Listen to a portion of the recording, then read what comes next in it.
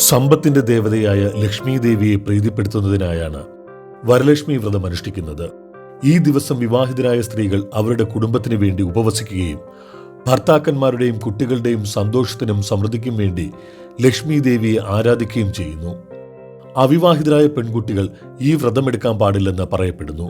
2025 August 8-നാണ് ഈ വർഷത്തെ വരലക്ഷ്മി വ്രതം. വ്രതമനുഷ്ഠിക്കുന്ന സ്ത്രീകൾ അതിരാവിലെ ബ്രാഹ്മമുഹൂർത്തത്തിൽ എഴുന്നേറ്റ് കുളി കഴിഞ്ഞ് ധ്യാനിച്ച് ലക്ഷ്മി ദേവിയുടെ വിഗ്രഹത്തിൽ പുതിയ വസ്ത്രങ്ങൾ അണിയിച്ച് വിധിപ്രകാരം പൂജ നടത്തിയ ശേഷം പ്രസാദം എല്ലാവർക്കും നൽകുന്നു.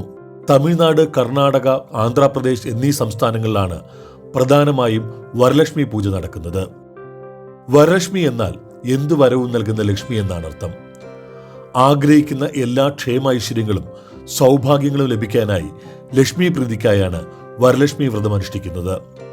ഈ വ്രതം അനുഷ്ഠിക്കുന്നതിലൂടെ ഭക്തരുടെ ദാരിദ്ര്യം നീങ്ങുകയും മാതാറാണി അവരെ അനുഗ്രഹിക്കുകയും ചെയ്യുന്നു.